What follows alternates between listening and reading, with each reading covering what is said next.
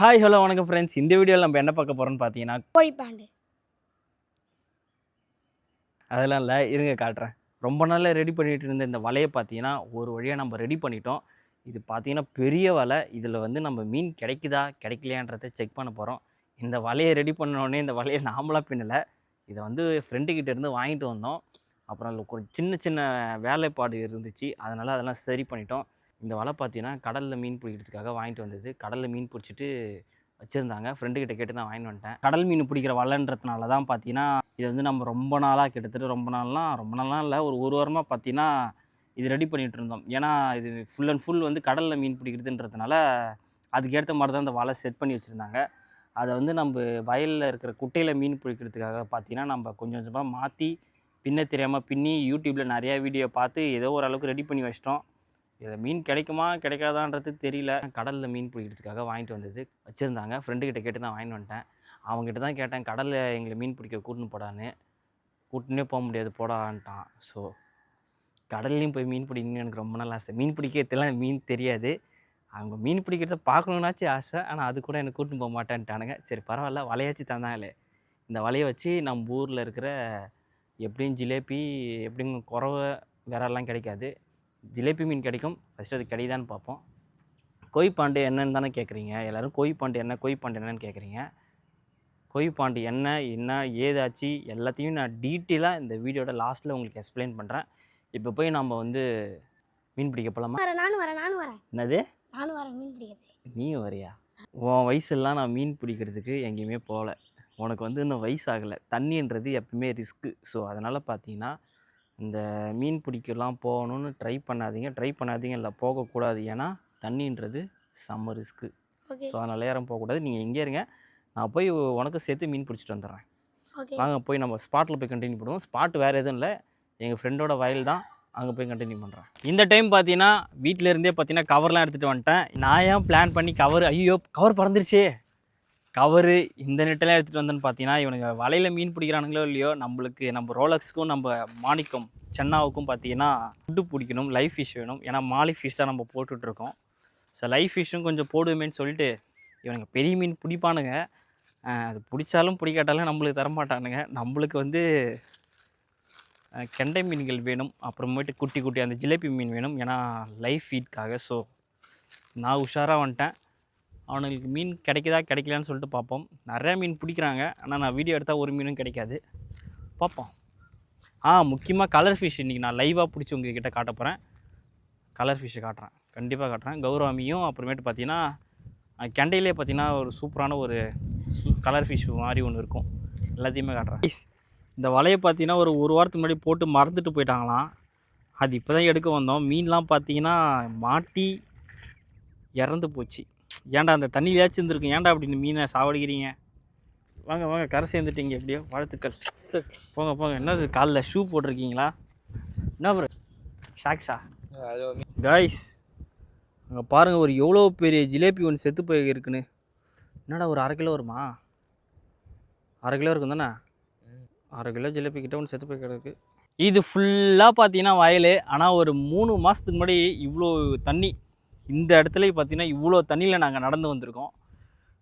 நைட்டில் கூட நாங்களாம் மீன் பிடிச்சோம்ல ஒரு டைம் கலர் ஃபிஷ்லாம், அதெல்லாம் பார்த்தீங்கன்னா இந்த இடம் தான். இது ஃபுல்லாக வயல். இப்போ பார்த்தீங்கன்னா கிரிக்கெட் விளையாடுற கிரவுண்டு மாதிரி ஆகிடுச்சு. இதுக்குள்ளே பார்த்தீங்கன்னா ஃபுல்லாக அந்த விரால் பனங்கொட்டைலாம் செம்மத்தியாக இருக்குது.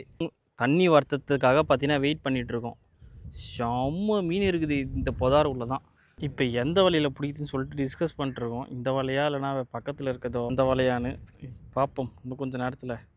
இந்த வலையை வந்து நம்ம பிரிச்சுட்டுனா நம்ம லாஸ்ட்டாக, இது ரொம்ப பெரிய வலை, லாஸ்ட்டாக நம்ம வந்து மீன் பிடிச்சிட்டு அது இதே மாதிரி சுருட்ட முடியாது. அதனால் பார்த்தீங்கன்னா சின்ன வலையில் ட்ரை பண்ணலான்னு சொல்லிட்டு இந்த வலையை பார்த்தீங்கன்னா மீன் பிடிக்கலான்னு அவன் சொல்கிறான். நானும் அதான் சொல்கிறேன். இந்த குட்டையில் தான் தண்ணி வற்றி போச்சு. இது குட்டையே இல்லை, இங்கே தான் பார்த்தீங்கன்னா நம்ம மீன் பிடிக்க போகிறோம். இந்த சின்ன வலையை வச்சு தான் பார்த்தீங்கன்னா நாங்கள் வந்து நிறைய மீன் பிடிக்க போகலான்னு பிளான் போட்டிருக்கோம். இதெல்லாம் பார்த்தீங்கன்னா வலை போட்டே கொஞ்சம் நேரம் நிற்கலான்னது, ஆனால் வந்து இப்படி பிடிச்ச இழுத்துலான்றானுங்க. ஏதாச்சும் கிடைக்குதான்னு பார்ப்போமா? தூக்குங்க. இன்னும் ஒன்றுமே கிடைக்கல காய்ஸ். 2 பேரும் பிடிச்சி தூக்கிட்டு இருக்கானுங்க. ஒன்றாச்சும் கிடைக்குமா? இது கிடச்சித்ரா சிக்கிச்சு. என்ன ரொம்ப துள்ளுது, என்னது வளர்க்கலாமா? ஏய் என்னடா கண்ணு ரெட் கலரில் இருக்கு, அழகாக இருக்குது. ஜிலேபி ஜிலேபி மீன் பிடிச்சிட்டாரு. ஏன் சொல்கிற? இது என்ன பண்ண போகிறீங்க? வளர்க்க போகிறீங்களா? வறுக்க போகிறீங்களா? வருன்னா ப்ரோ எப்படி பண்ணுறீங்க? சரி ஃபுல்லாக சேரடிக்குது.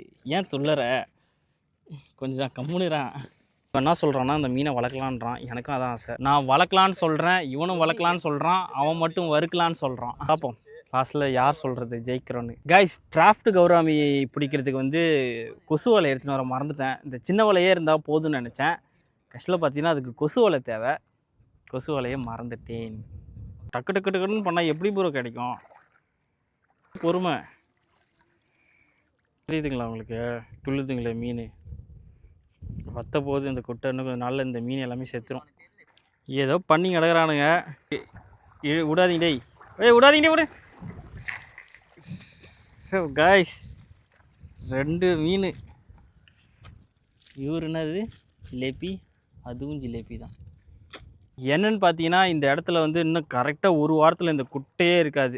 அதாவது இந்த வயலில் இருக்க இந்த குட்டையே இருக்காது. ஏன்னா மொத்தமும் வத்திடும். நிறையா பேர் வந்து இப்படிலாம் பிடிக்க மாட்டாங்க, இழுத்துலாம். நாங்கள் தான் இழுத்து பிடிச்சிட்டு கிடக்கோம். ஒரு ஜிலேபி வந்து காலில் வந்து குத்திடுச்சு, துள்ளி வந்து சமுத்தியாக வலிக்குது. இந்த மீன் தான் நினைக்கிறேன். காலில் குத்திடுச்சு, கொட்டையுது பயங்கரமாக, வலி தாங்க முள்ளு. அப்பா இந்த அளவுக்கா வலிக்குது. ஒரு டைம் என்ன பண்ணால் ஒருத்தன் ஒரு மீனை பிடிச்சி தூக்கி போட்டான். நானும் வந்து எட்ட ஓரமாக நின்றுட்டு இருந்தேன். ஆனால் கரெக்டாக வந்து எங்கள் மேலே பட்டு அப்படியே கிழிச்சிடுச்சு கையில். செம பிளட்டு. எப்பயுமே இந்த ஜிலேபி மீன்கிட்ட ரொம்ப கவனமாக தான் இருக்கணும், இல்லைன்னா நம்மளை ரொம்ப அட்டூழியம் பண்ணிவிட்டு நம்மளை ரொம்ப காயப்படுத்திடும். பெரிய வழியே பார்த்தீங்கன்னா மொத்தத்தையுமே எடுத்து ஒரே ஒரு சுற்றிட்டா ஈஸியாக எல்லா மீனும் கிடச்சிருமேன்னு சொல்லிட்டு நான் தான் ஒரு ஐடியா சொன்னேன், எதுக்கு ஒண்டியாக பிடிச்சிக்கிட்டுன்னு. ஸோ அதனால தான் பார்த்தீங்கன்னா பண்ணிகிட்ருக்கோம். இழுக்கத்தே கஷ்டமாக இருக்குது. ஏன் அதில் விரல் மீன்லாம் கிடைக்க மாட்டுது காய்ஸ். மற்ற குட்டியுமே பார்த்தீங்கன்னா ரவுண்ட் அப் பண்ணுறோம். மீன் கிடைக்குமா கிடைக்காதா? குட்டி மீன்கள் எல்லாம் துள்ளி குதிக்குது. ஒரு மீன் கிடச்சிது கைஸ், அதுவும் விட்டானுங்க. ரொம்ப நேரமாக டிஸ்கஸ் பண்ணுறானுங்க தவிர மீனை பிடிக்க மாட்றானுங்க. மற்ற குட்டியுமே பார்த்தீங்கன்னா இழுக்கிறானுங்க. இதுலையாச்சும் ஏதாச்சும் கிடைக்குதான்னு பார்ப்போம். பாருங்கள் மீன் துள்ளுது பாருங்கள். போங்கடே, ஓர வரைக்கும் போங்க, ஒன்றாச்சும் கிடைக்கணும். இவ்வளோ கஷ்டப்பட்டுருக்கோம். கிடச்சிருக்குது காய்ஸ், ஒரே ஒரு குட்டி, அதுவும் கீழே வந்து போச்சு. இவனுங்க 2 பேரும் டிஸ்கஸ் பண்ணுறதுலே பார்த்தீங்கன்னா ஒரு 2 மணி நேரம் ஆகிப்போகுது. இவன் ஒருத்தன் அப்படி வலையை போடுன்றான், வலையை பிடின்றான். இவன் ஒருத்தன் இப்படி வலையை பிடின்றான். ஆக மொத்தம் மீன் வந்து துள்ளி குதித்து காமெடி பண்ணிகிட்டு இருக்கிறீங்களாடான்னு அசிங்கப்படுத்திட்டு போகுது மீன். என்ன தான் வீடியோலாம் நீ எடுக்க வேணாம், வந்து வலையை பிடின்றானுங்க. வலையை பிடிச்சின்னா சேராகிடும். ஸோ அதனால் பார்த்தீங்கன்னா நான் வீடியோ எடுக்க போகிறேன்ற ஒரு சொல்லிவிட்டு நான் மீன்லாம் பிடிக்கல, எஸ்கேப் ஆகிட்டேன்.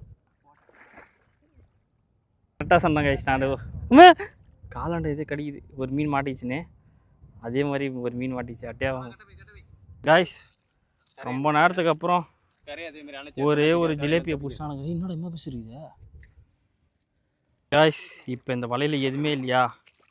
இப்போ பாருங்கள், சும்மா இப்படி விட்டு இப்படின்றேன், எவ்வளோ குட்டி மீன் பாருங்கள். மறுபடியும் சும்மா இழுப்போம்.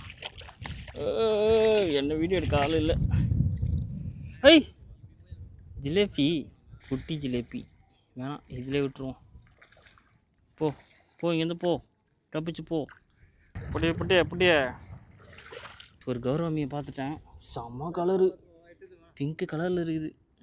நாம் வயலில் இருந்து மீன் பிடிச்சிட்டு வீட்டுக்கு வந்துட்டாச்சு. அதாவது நேற்றே வந்துட்டோம், இருட்டிடுச்சு. ஸோ அதனால் நான் கண்டினியூ பண்ண முடியல.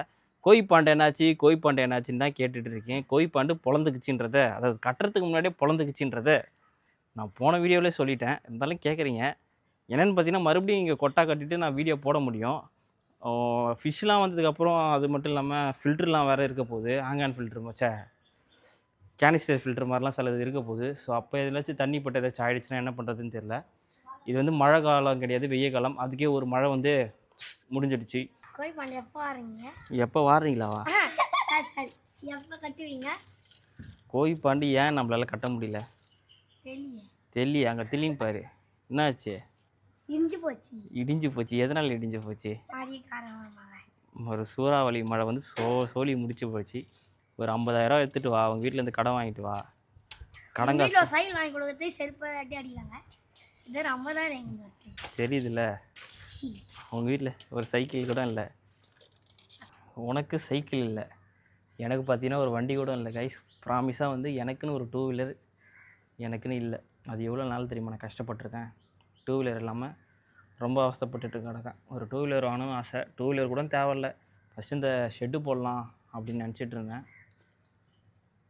நான் கொட்டாய் கட்ட போய் எப்படி சொல்ல நினச்சேன், ம் வாழெல்லாம் போட்டு நான் அப்படி கட்டி கூரை வீடு மாதிரி கட்டிடலாம். அது மாதிரி தென்னை ஓலையை வச்சு கூட ஷெட்டு போட்டுடலாம். ஆனால் அது வந்து அதுவும் பர்மனெண்ட் கிடையாது. அதுக்கே ஒரு 30,000, நான் 20,000, 25,000 ஆகும். அது பண்ணுறதுக்கு நம்ம ஷெட்டே போட்டுடலாம் பர்மனெண்ட்டாக. இது ஒரு 2 டேஸ் இந்த இடம் பார்த்தீங்கன்னா அவ்வளோ சூப்பராக இருந்தது. அதுக்கப்புறம் பார்த்தீங்கன்னா மழை. மே மாதம் எங்கேருந்து அவ்வளோ மழை வந்தது, அடிச்சுது ஒரு காற்று கொட்டை பறந்துடுச்சு. அந்த மழையிலே காப்பாற்ற எவ்வளோ ட்ரை பண்ணோம். ஆனால் என் ட்ரெஸ் ஒன்று பறந்து போச்சுண்ணா. உன் ட்ரெஸ்ஸு பறந்து ஏன்டா இங்கே கொட்டாவே பறந்து போச்சுன்றா. இது என்னென்னு பார்த்தீங்கன்னா, இந்த இங்கே இருக்கிற ஷெட்டு போகிறதுக்கு ஒரு 60,000 to 70,000 ஆகும்னு சொன்னாங்க. அவ்வளோ காசு என்கிட்ட இல்லை. அதனால பார்த்தீங்கன்னா படுதாவெல்லாம் வாங்கி ஒரு 2,000 3,000 முடிச்சிடலாமேன்னு சொல்லிட்டு பண்ணேன். கஷ்டம் அது பார்த்தீங்கன்னா ஊற்றிக்கிச்சு. என்னென்னா ஒரு 2 மாதத்துக்கு எப்படி நம்ம ஊரில் அவ்வளோ மழை பெய்யாது, அந்த கேப்பில் பார்த்தீங்கன்னா நம்ம கட்டிடுவோம். ஒரு 2 மாதத்துக்கு அப்புறம் கையில் காசு வந்த உடனே நம்ம வந்து ஷெட்டு போட்டுடலாம் தான் பிளான் பண்ணிகிட்டு இருந்தேன். ஆனால் அந்த 2 மாதமாச்சு இந்த படுதா இருக்குன்னு நினச்சேன். ஆனால் 2 நாள்லேயே சோலி முடியும்னு சொல்லிட்டு நான் சத்தியமாக எதிர்பார்க்கல. காசு தான் இல்லை, என்ன பண்ணுறது தெரியல. ஸோ அமௌண்ட்டு வந்த உடனே நம்ம ஷெட்டு போட்டலாம். ஷெட்டு போட்டால் தான் இதுக்கப்புறம் கோழி பண்ண கட்ட முடியும். ஸோ ஷெட்டு எவ்வளோ சீக்கிரத்தில் போட முடியுமோ அவ்வளோ சீக்கிரத்தில் நம்ம அமௌண்ட் ரெடி பண்ணி போட்டுடலாம். நீங்கள் எனக்கு ஒரே ஒரு சப்போர்ட் தான் பண்ணணும். என்னென்னு பார்த்தீங்கன்னா சப்ஸ்கிரைப் பண்ணுங்கள். அதே மாதிரி பார்த்தீங்கன்னா ஜாயின் பட்டன் இருக்கும் சப்ஸ்கிரைபர் பக்கத்தில். ஸோ அந்த ஜாயின் பட்டனை கொடுங்க. ஜஸ்ட்டு ஒரு 59 ரூபான்னு நினைக்கிறேன். ஸோ மெம்பர்ஷிப்பாக ஜாயின் பண்ணுங்கள். அதில் வந்து உங்களுக்கு பேட்ச் கிடைக்கும், நிறையா பெனிஃபிட்லாம் கிடைக்கும். ஆம்ஸ்டர் ஃபோட்டோஸ்லாம் வரும். நீங்கள் கமெண்ட் பண்ண எனக்கு மெயிலில் காட்டும். அது ஏன் நான் சொல்கிறேன்னு பார்த்தீங்கன்னா, அதுலேருந்து வந்து ஒரு சின்ன அமௌண்ட் எனக்கு வரும். ஸோ அந்த அமௌண்ட்டை வந்து நான் எனக்கு யூஸ் பண்ண போகிறதில்ல, இங்கே தான் யூஸ் பண்ணுவேன். ஸோ சப்போர்ட் பண்ணுங்கள், முடிஞ்சால் சப்போர்ட் பண்ணுங்கள், இல்லைனா அதை கூட நான் எதிர்பார்க்கல. இந்த வீடியோவில் தான் எண்ட் பண்ணிக்கிறேன். நெக்ஸ்ட்டு ஒரு நல்ல வீடியோவில் வரேன். அடுத்தது ஆம்ஸ்டர் வீடியோலாம் நிறையா கீழே ஆம்ஸ்டர் குட்டிலாம் போட்டிருக்கு. ஸோ அதெல்லாம் அப்டேட் பண்ணுறேன். டாட்டா.